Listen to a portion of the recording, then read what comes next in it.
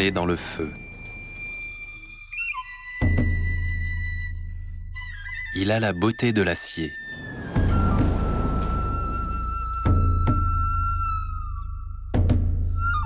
C'est une arme autant qu'une œuvre d'art. Produit d'une tradition bien vivante, d'un art de la forge inégalé et de la ferveur religieuse, le katana est l'arme la plus tranchante qui existe. Symbole de pouvoir, d'esprit martial et d'honneur, il représente l'âme du samouraï japonais.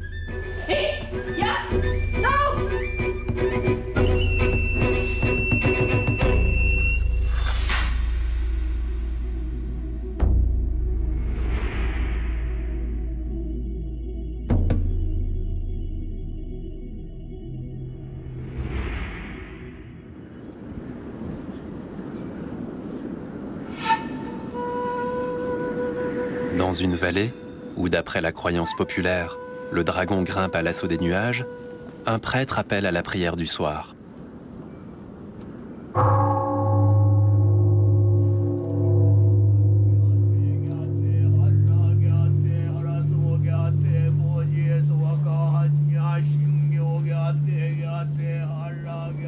Au Japon, la nature est peuplée d'innombrables esprits et divinités. Nulle part ailleurs, on ne ressent autant leur présence que dans les montagnes de Shimane, berceau de la fabrication du sabre japonais.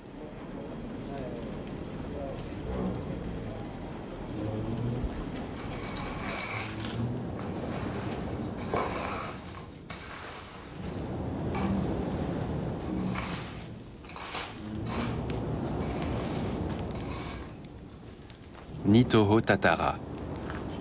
C'est le nom du dernier atelier japonais où l'on produit encore, comme il y a 1000 ans, le tamahagane, l'acier spécial utilisé pour la fabrication des sabres japonais.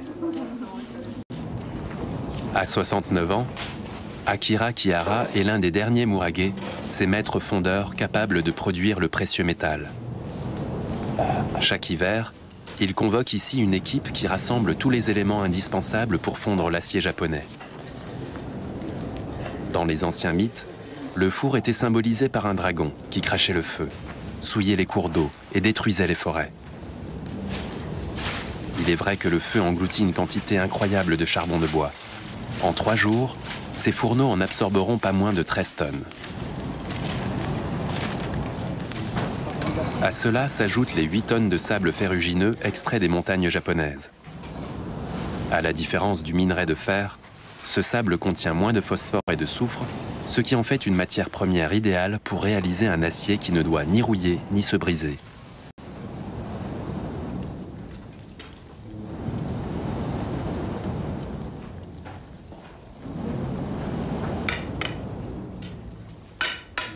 Des tubes en bambou gainés d'argile servent à insuffler de l'air dans le fourneau pour alimenter le feu en oxygène. Les trous percés juste au-dessus doivent être régulièrement nettoyés, car c'est le seul moyen de voir ce qui se passe dans le fourneau. À travers ces trous, on aperçoit le lit du feu. Le sable ferrugineux que j'ai versé en haut met environ 1 heure pour s'écouler jusqu'au fourneau et se mêler au charbon de bois. En regardant à travers les interstices du fourneau, on peut voir si le sable se transforme bien en acier tamahagane.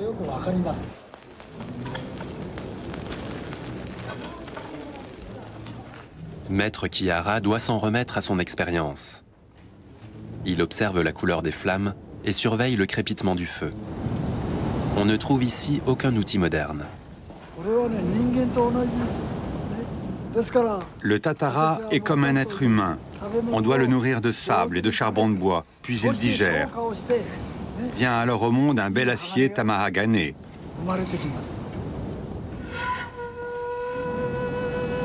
À l'époque médiévale, fondre l'acier était un acte sacré qui ne s'accomplissait qu'après avoir revêtu l'habit blanc des prêtres afin de se concilier la capricieuse déesse du métal, Kanaya-no-shin.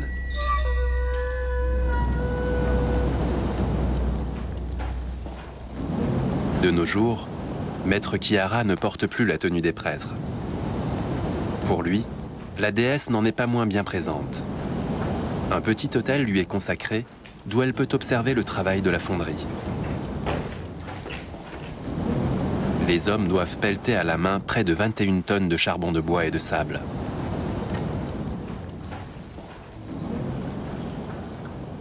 Au bout de 3 jours et 3 nuits, les pieds sont endoloris.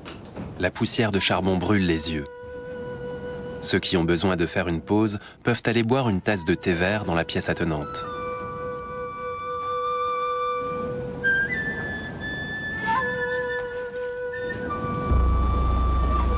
Maître Kihara, lui, se passe de thé. Après 50 heures de travail, il maintient la veille sans quitter le feu du regard.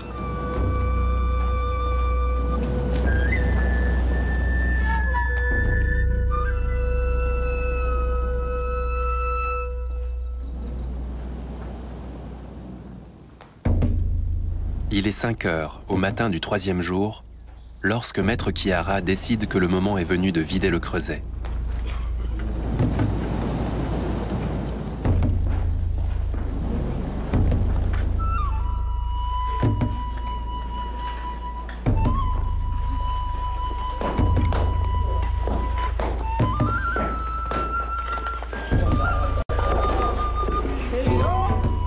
À l'intérieur du fourneau, la température atteint 1500 degrés. La chaleur est à peine tenable. Armés de grandes pinces en bois, les hommes se mesurent à une gangue de charbon hérissée de flammes et libèrent la matière contenue dans le ventre du tatara. Le noyau d'acier chauffé à blanc, le tamahagane.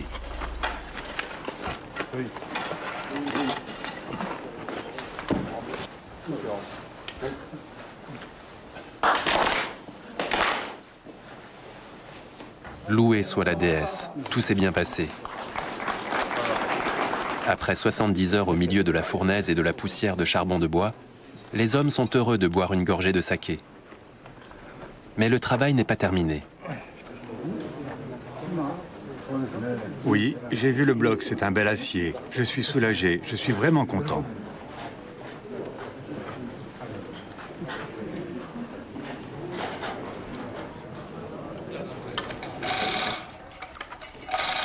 Au lever du jour, les hommes découvrent ce que la déesse leur a accordé. Un noyau d'acier de 3 mètres de long sur 2 mètres de large. Il aura fallu près de 23 tonnes de sable et de charbon de bois pour fondre ce bloc de 3 tonnes. C'est parce que la fabrication du tamahagane requiert autant de temps et de matériaux qu'il est pratiquement 200 fois plus cher que l'acier courant. Les spécialistes reconnaissent sa qualité à sa couleur. Seul l'acier situé en périphérie du bloc pourra servir à la fabrication des sabres, du fait de sa plus forte oxydation.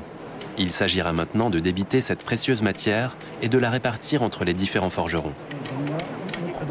C'est comme si l'un de mes propres enfants venait de naître. Je suis heureux d'avoir créé un acier de cette qualité. J'ai l'impression de voir le visage de mon fils.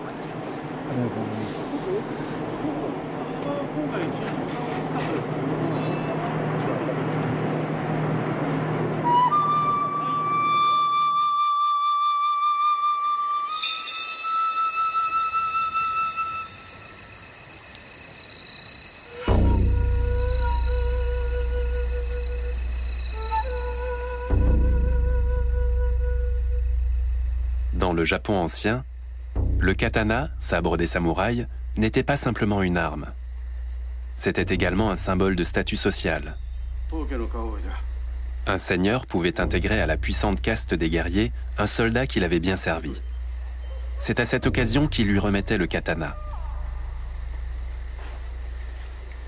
En tant que samouraï, il se devait alors de défendre en toute heure et contre tous les ennemis l'honneur et la quiétude de son maître, au risque d'y perdre la vie.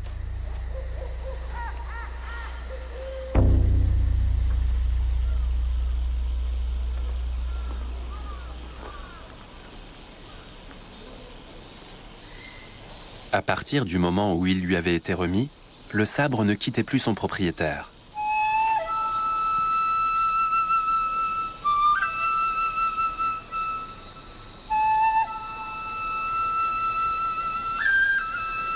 Il incarnait aux yeux du samouraï un pouvoir presque spirituel, qui était censé le protéger des attaques et des épreuves jusqu'à la fin de ses jours.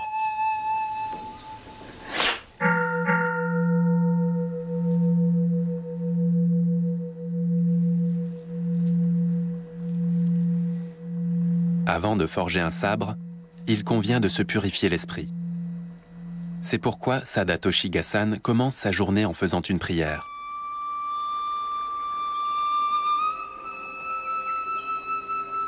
Ses ancêtres déjà étaient des bouddhistes très pratiquants, qui faisaient l'ascension du mont Gasan pour aller prier avant de débuter leur journée de travail.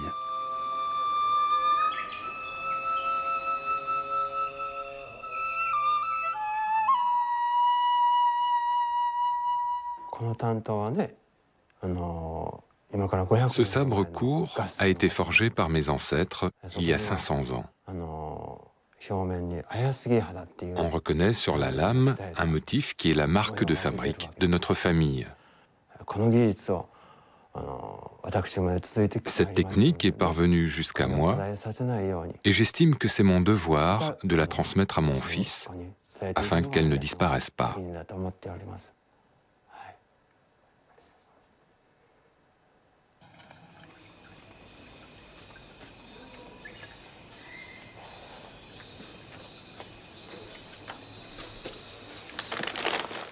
Ce jour-là, il reçoit un paquet qu'il attendait depuis longtemps.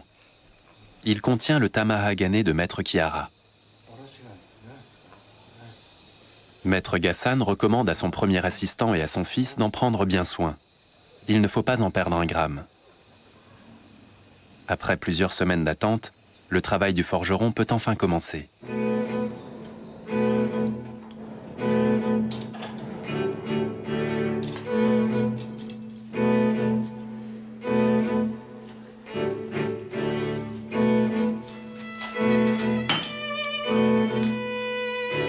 Il s'agit tout d'abord de chauffer le tamahagane, puis de le marteler pour le débiter en petits morceaux.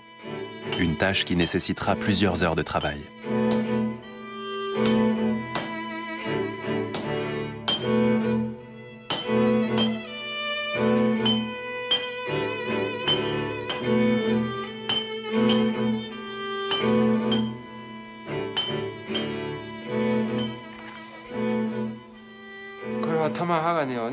On brise ces morceaux d'acier tamahagane en petits morceaux. On les regarde sur la tranche et on les trie en fonction de leur teneur en carbone. On réunit alors le tout en un bloc qu'on chauffe sur un feu de charbon de bois.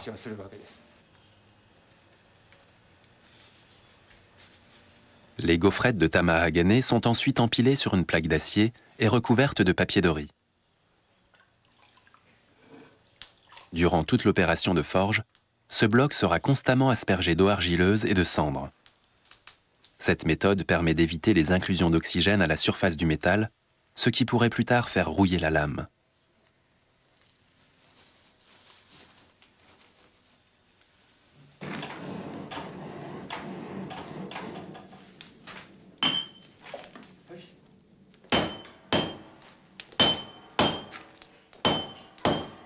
Le martelage régulier a pour effet de répartir de façon homogène le carbone dans l'acier, tout en chassant les bulles d'air et les impuretés.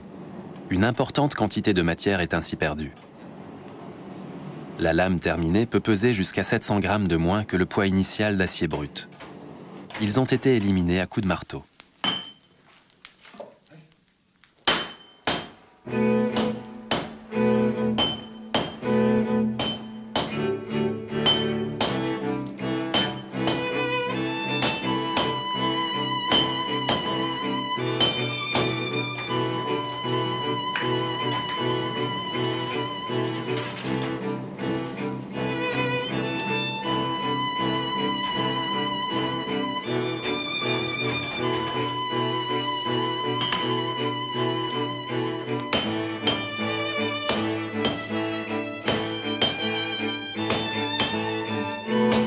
Pour être sûr de faire sortir les impuretés logées dans la masse du métal, il faut étirer et plier le bloc d'acier avant de reprendre le martelage.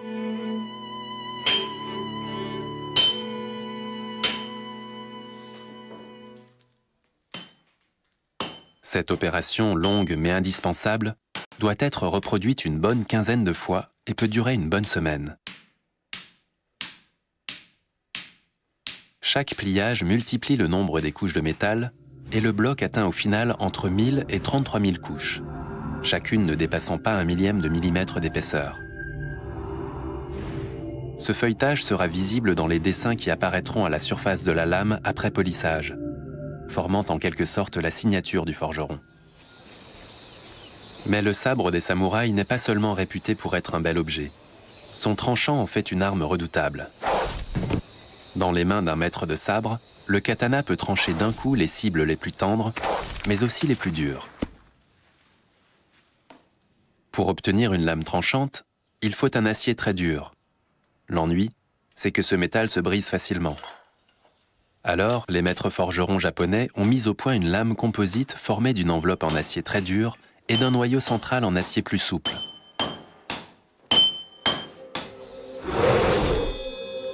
La souplesse du bambou, mais le fil d'une lame de rasoir.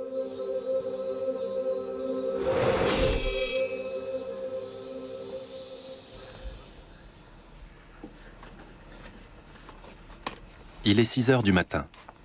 Takemi, l'assistant du maître forgeron, part travailler.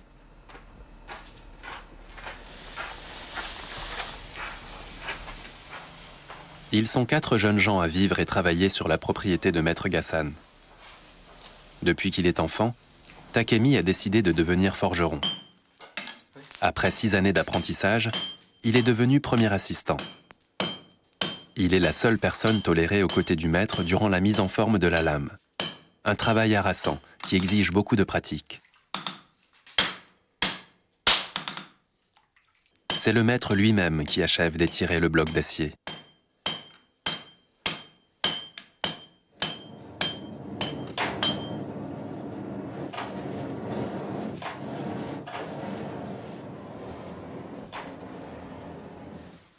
Jour après jour, Gassan martèle la barre d'acier.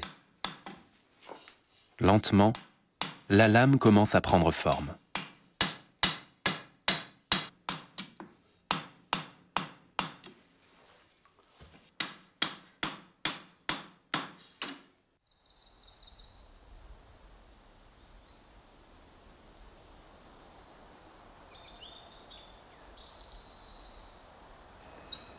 Deux semaines ont passé. C'est le moment de l'opération suivante, la trempe, qui achèvera de durcir la lame. Pour cela, Gassan applique un mélange d'argile, de poudre de pierre ponce et de cendre.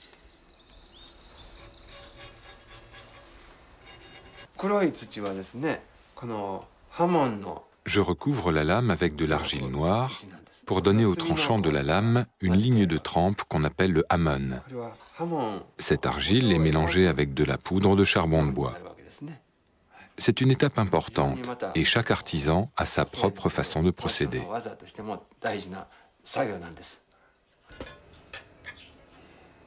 Pour tirer tout le parti de cette opération, la couche d'argile est appliquée en couches plus ou moins épaisses selon les endroits de la lame.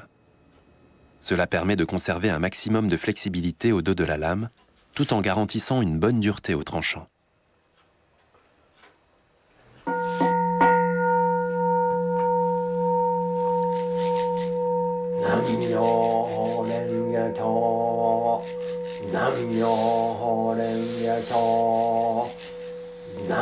Après 3 semaines de travail de forge, le moment est enfin venu de conférer une âme à ce sabre.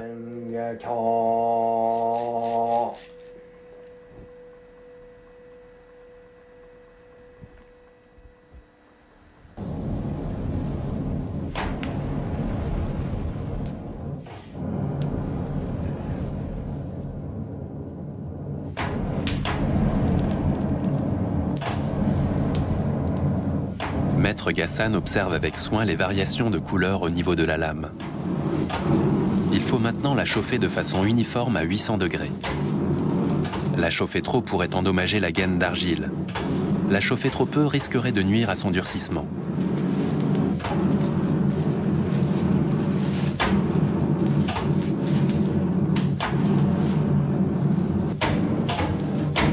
Quand la lame prend la couleur du soleil levant, c'est l'instant magique où Maître Gassan va doter le sabre d'une âme.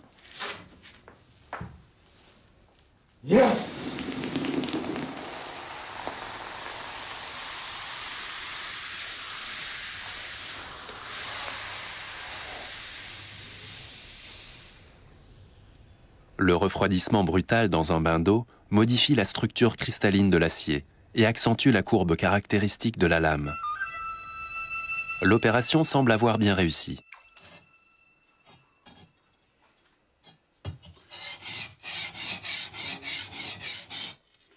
Un premier polissage permet de faire apparaître le hamon, la ligne de trempage de la lame.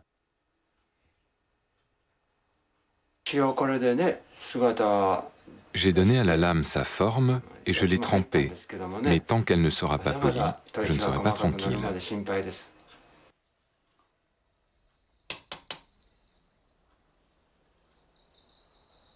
Avant d'envoyer le katana à Tokyo chez le polisseur, Maître Gassan doit encore signer la lame. Chaque pièce porte le poinçon de son fabricant. Sur la lame, au niveau de la poignée, il grave l'inscription « Forgé à Nara par Sadatoshi Gassan ». Ces signatures sont très appréciées des amateurs de sabre et traversent les siècles sans être effacées. On préfère la voir rouillée plutôt que de toucher à la marque d'un artisan.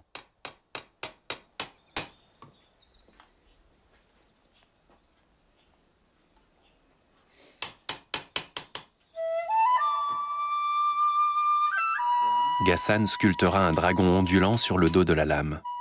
C'est l'emblème de sa famille.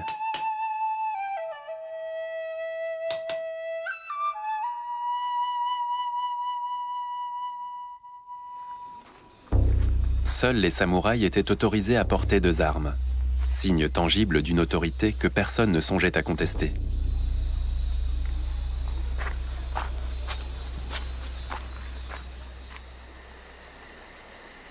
Seule la mort pouvait séparer un samouraï de ses sabres.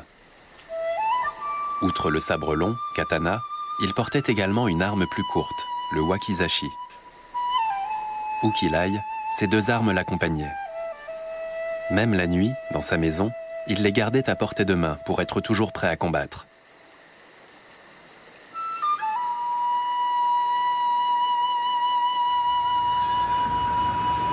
L'époque moderne ne laissa aucune place aux samouraïs, qui durent déposer leurs sabres il y a 250 ans. C'est l'empereur lui-même qui en prit la décision, désireux de créer une société moderne sur le modèle européen. Les samouraïs obéirent et s'intégrèrent à l'administration. Aujourd'hui encore, ils contrôlent en coulisses la politique et le milieu des affaires japonais. La disparition des samouraïs entraîna une grave crise parmi les fabricants de sabres. Seuls les meilleurs artisans purent subsister. Parmi eux figure la célèbre famille Onami de Tokyo. À 58 ans, Koshu Onami représente la 14e génération de polisseurs de lames. Son art consiste à choisir les pierres à aiguiser les mieux appropriées à chaque katana. Pour cela, il faut posséder une excellente connaissance de l'histoire et de la tradition des familles de polisseurs, mais aussi une grande expérience. Il faut un regard exercé pour pouvoir apprécier les qualités cachées d'une lame sous la surface de l'acier. Il y a quelques jours, Maître Onami a reçu le sabre forgé par Maître Gassan. Il entreprend maintenant, au cours d'un premier polissage, de lui donner sa forme définitive. Un travail qui l'occupera jusqu'au soir.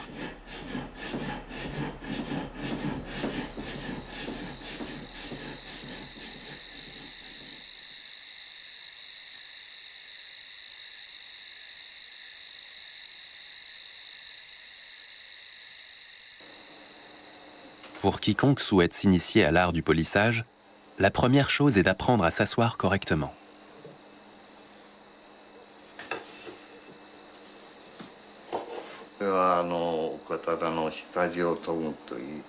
Voici la position assise traditionnelle pour la première phase de polissage. Quand on affûte une lame, on exerce une pression assez forte sur la pierre et il ne faut pas qu'elle bouge. Dans cette position, on peut immobiliser la pierre avec tout le poids de son corps. Il faut bien une année avant de s'y habituer.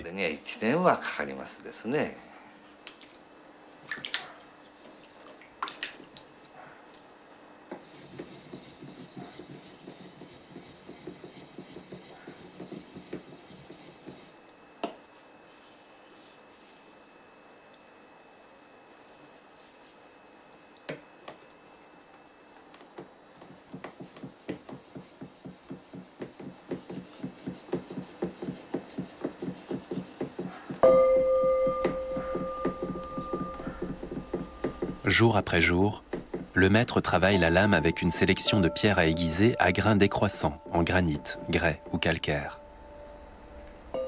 En 10 jours, il utilisera 7 pierres différentes. Le 11e sera consacré à la dernière, nommée Jitsuya.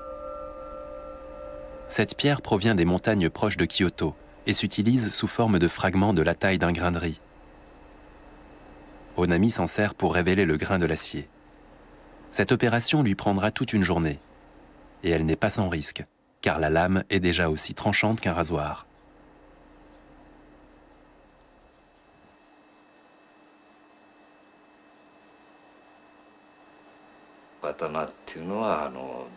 La lame d'un sabre est vraiment tranchante. Dans ma jeunesse, je me suis souvent blessé. Alors quand nous travaillons, nous sommes toujours nerveux et nous devons faire preuve d'une grande concentration.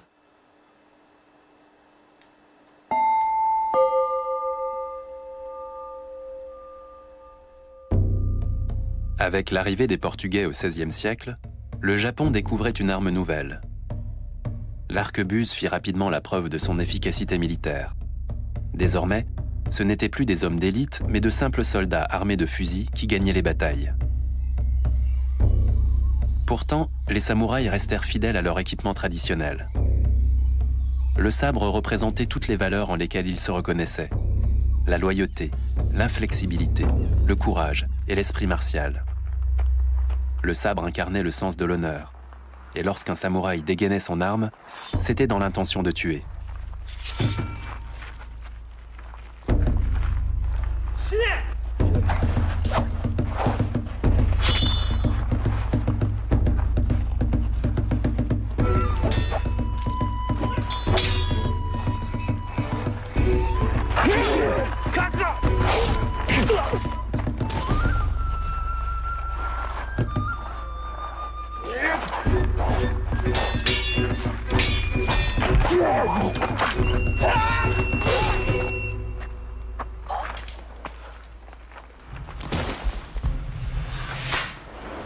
La Katori Shinto Ryu est l'une des plus anciennes écoles d'arts martiaux japonaises. Aujourd'hui encore, on y pratique le sabre comme au XVe siècle. L'enseignement est dirigé par maître Otake, 82 ans. Dans un combat, il ne faut pas être en face, mais dos à la lumière. Sinon, on risque d'être gêné par les rayons du soleil ou la lueur de la lune. Le point faible d'une armure se situe au niveau de l'aisselle. C'est là qu'il faut attaquer. Je recule pour esquiver et je contre-attaque. Il faut toucher les parties internes du bras ou de la jambe, car c'est comme ça qu'on atteint les veines de l'adversaire. C'est comme le frapper au cœur. Attaquer l'extérieur des membres est moins efficace, car les veines sont moins accessibles. Alors que là, le coup est fatal. C'est là qu'il faut attaquer. Je l'attaque par le bas, esquive sur la droite et j'attaque vers le haut.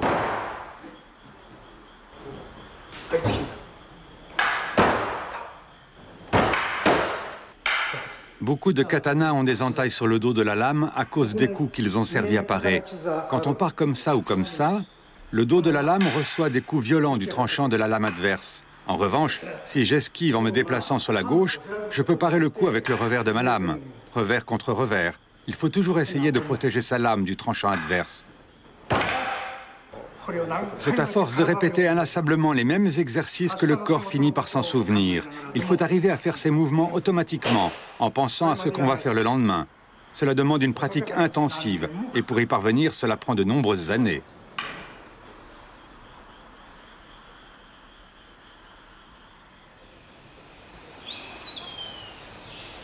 Non loin de l'école Katori se trouve le temple du même nom, le 3e sanctuaire shinto le plus sacré du pays.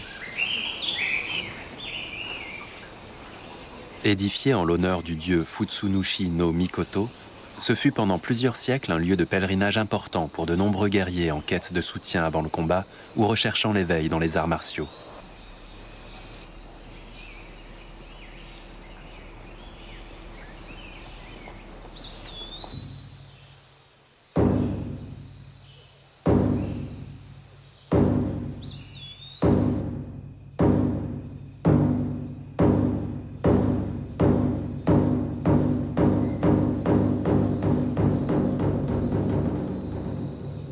Maître Take s'y rend lui aussi à l'occasion pour témoigner son respect à la divinité et demander la protection de ses élèves.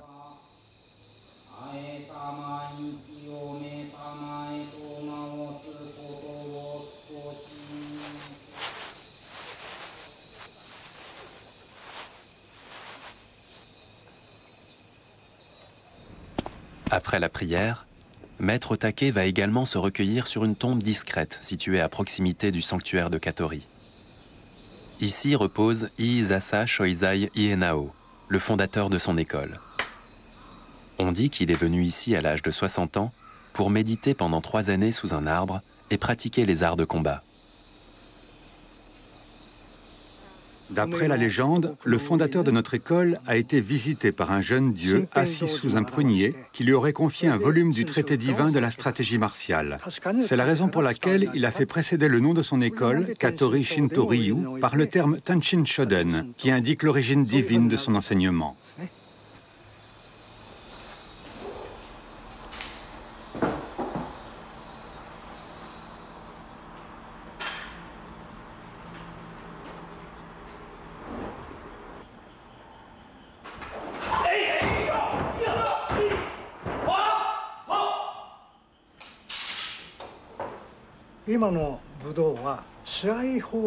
De nos jours, les arts martiaux sont basés sur la compétition.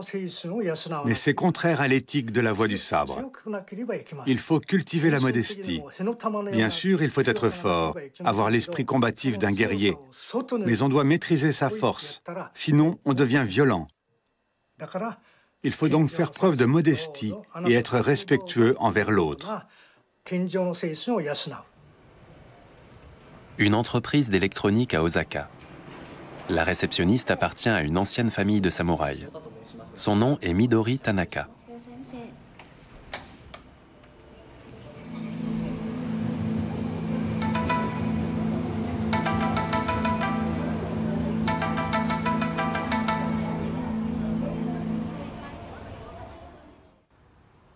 Son père, Fumon Tanaka, est un maître de sabre renommé à Osaka. Maître Tanaka a consacré sa vie à l'étude des samouraïs et de leurs techniques de combat. Je pense que beaucoup de Japonais portent au fond d'eux-mêmes les valeurs du Bushido, l'éthique des samouraïs.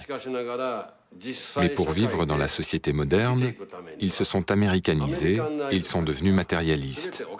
Ils ont une belle voiture, une belle maison. Mais au Japon, il reste encore quelque part les valeurs du Bushido, pour qui c'est l'honneur qui compte avant tout. On se donne corps et âme à chaque instant. C'est ça, l'éthique du samouraï.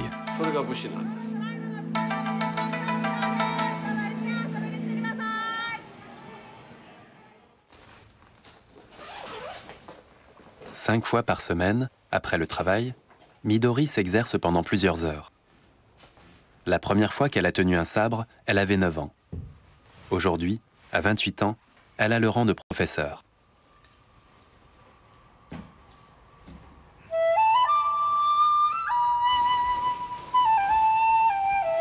Hommes, femmes et enfants, Maître Tanaka accueille tous ceux qui ont envie de découvrir l'esprit martial des samouraïs. Le fait que sa fille poursuive cette tradition le comble de fierté.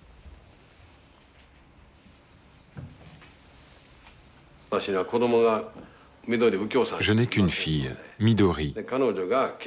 C'est elle qui a décidé de s'initier à l'art du sabre et de prendre la relève. J'en suis très heureux. Si elle n'avait pas voulu prendre ma suite, j'aurais dû trouver quelqu'un d'autre pour transmettre cette tradition.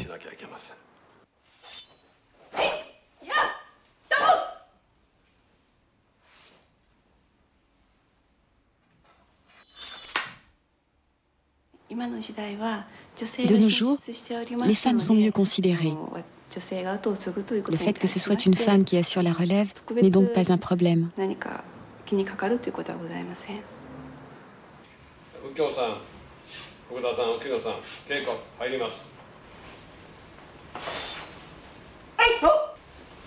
Midori est déjà suffisamment experte dans le maniement du sabre pour que son père l'autorise à pratiquer Sundome, c'est-à-dire lame au clair.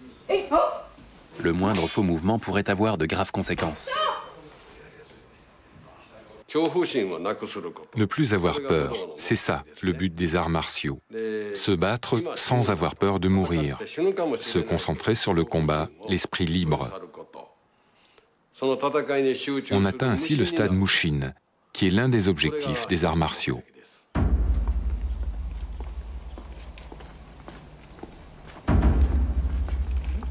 Le lendemain, le grand maître Tanaka convoque ses élèves pour une démonstration très spéciale.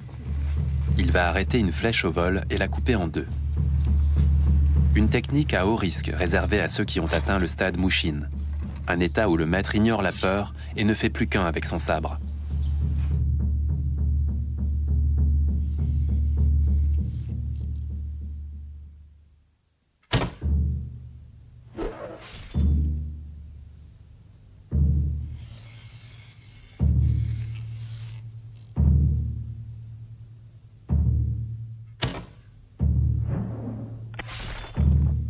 Il a brisé la flèche. Pourtant, Maître Tanaka n'est pas satisfait. Il veut tenter une nouvelle fois de frapper la flèche en plein centre.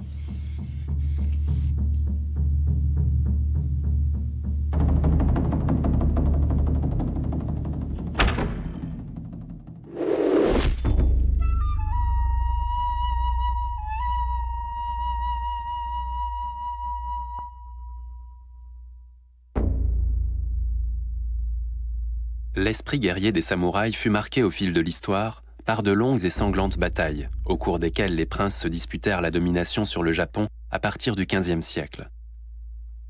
La voie du samouraï, c'est la mort, peut-on lire dans les écrits d'un samouraï du XVIIe siècle. Seul celui qui méprise la mort et la regarde en face peut servir son maître. On attendait d'un samouraï qu'il ne recule jamais devant l'affrontement. Pas même lorsque le combat était perdu d'avance.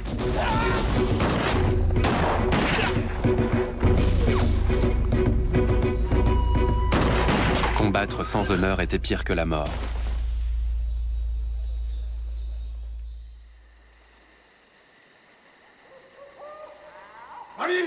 Celui qui rentrait avec la vie sauve risquait de devoir assumer la responsabilité de la défaite de ses camarades.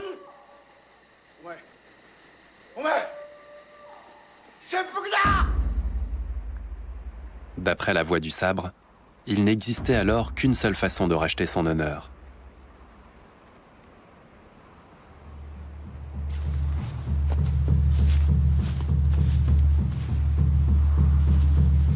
Sous le contrôle de son seigneur, il devait sauter lui-même la vie. Une fois que le samouraï avait fait la preuve de son courage et qu'il risquait de s'évanouir, le seigneur faisait signe à un maître d'armes de mettre fin à ses souffrances.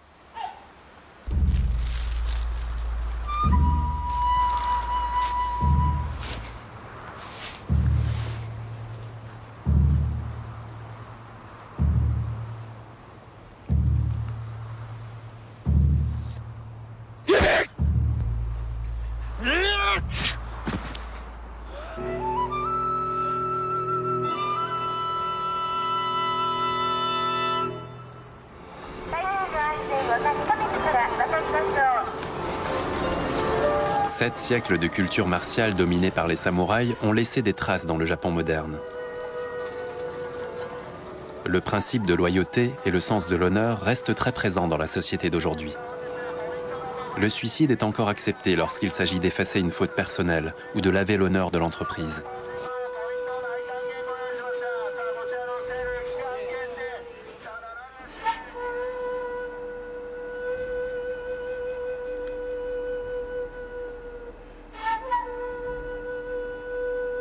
Avec précaution, le polisseur tamponne la lame avec un mélange d'huile et d'oxyde de fer. Il la protégera de la rouille et mettra en valeur le contraste entre le grain de l'acier et le poli du tranchant.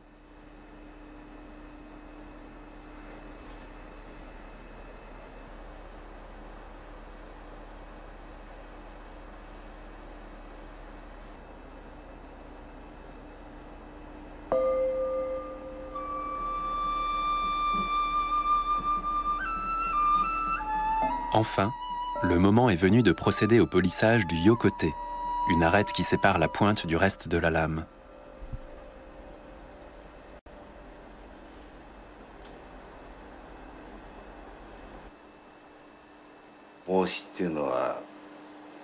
La pointe du sabre, c'est comme le visage pour un être humain.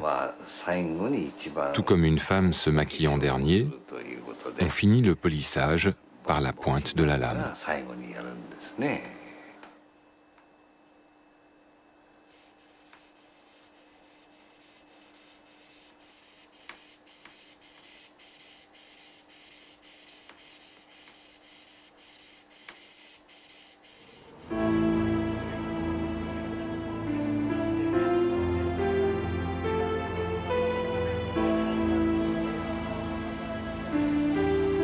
Il y a 3 mois, Maître Ghassan commençait à forger la lame.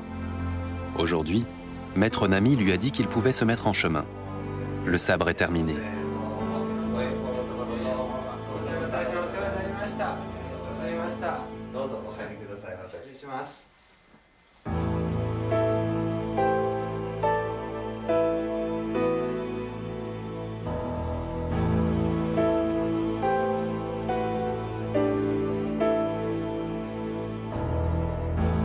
Maître Ghassan forge une dizaine de sabres par an.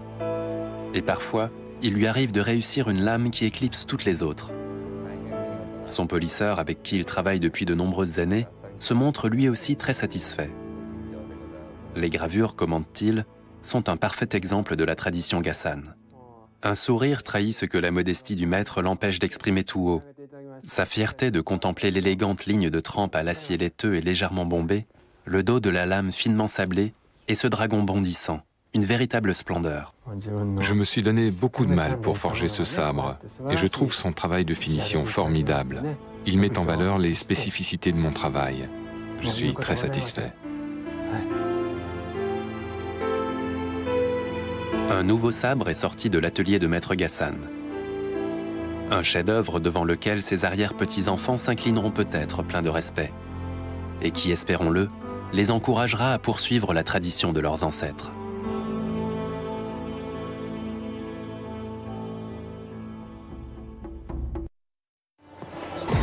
Lundi, nous serons au Qatar pour ouvrir une série consacrée aux chevaux. Le Qatar possède les plus beaux pur-sang arabes.